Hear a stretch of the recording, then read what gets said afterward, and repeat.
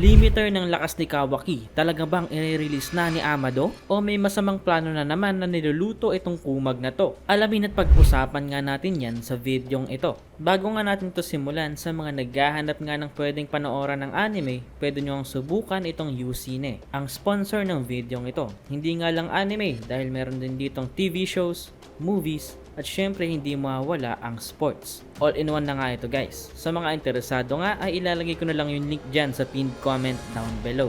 Una ngang inireveal sa atin itong limiter ng kapangyarihan ni Kawaki o lakas ni Kawaki sa chapter 15 na kung saan ikinwento o inireveal nga ni Boruto dito kay Kawaki na yung tunay nga niyang lakas ay itinatago nga raw nitong si Amado, na yung offensive capabilities nga ni Kawaki ay nilimitahan nitong si Amado, habang nakasagad naman yung kanyang defensive at regenerative abilities upang isagad nga yung chances ng kanyang survival at hindi siya mamatay sa kahit anumang enkwentro. At mayroon pa ngang ibang purpose si Amado kung bakit niya ito ginagawa sa katawan ni Kawaki. At hindi nga natin alam kung bakit gustong paliitin ni Amado yung chance na mamatay si Kawaki. Pero obvious nga na ayaw talagang hayaan ni Amado na mamatay si Kawaki kung bakit nga nakasagad yung kanyang regenerative abilities at yung defensive. Ang hindi lang natin alam bakit limited yung offensive na lakas ni Kawaki, na naging reason nga kung bakit dito sa Two Blue Vortex wala pang naipanalong laban si Kawaki ni isa.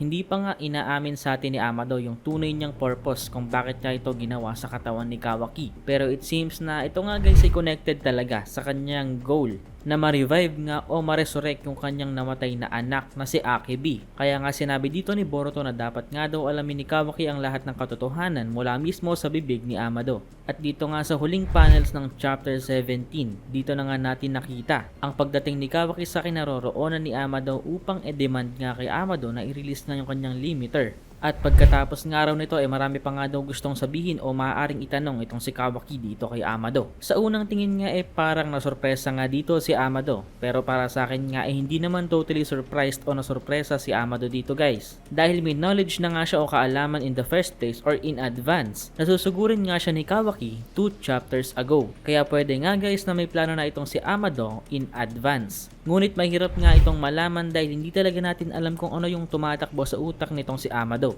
Isa nga siya sa mga Boruto characters na mahirap basahin at hindi mo talaga alam kung ano yung iniisip. Sobrang unpredictable. Ngunit sigurado nga guys na may ginawa nga itong kakaiba sa katawan ni Kawaki bago dito makarating si Kawaki. Dahil kung titignan nga natin itong monitors nitong si Amado na tinititigan niya bago dumating si Kawaki, may makikita nga tayong mga statistics at infographics. At pwedeng ito nga guys yung kasalukuyang stats ng katawan ni Kawaki. At pwedeng may ginawang modifications dito si Amado in advance bago dumating si Kawaki sa lugar na to. So pwede na mayroon ngang alas dito si Amado na pwede niyang gamitin na hindi nga natin alam upang hindi nga siya madala ng mga threats at pananakot nitong si Kawaki sa parating na chapter. Pwede nga rin kasi guys na natuto na nga si Amado sa past mistakes niya dahil ito rin yung exact same thing na ginawa ni Code kay Amado bago ang time skip nung idinemand nga ni Code na i-release yung kanyang limiter at wala ngang nagawa si Amado kundi gawin ito. At ayaw na nga siguro ni Amado na maulit pa yung ganitong sitwasyon. Pero kahit ganun malaki nga talaga guys yung anticipation sa susunod na chapter na mai-release na nga yung tunay na lakas ni Kawaki. At naniniwala nga ako na mangyayari talaga to next chapter. Ito nga guys ang unang video ng ating taon. Happy New Year sa inyong lahat at sana ay maging successful ang taon na to para sa atin.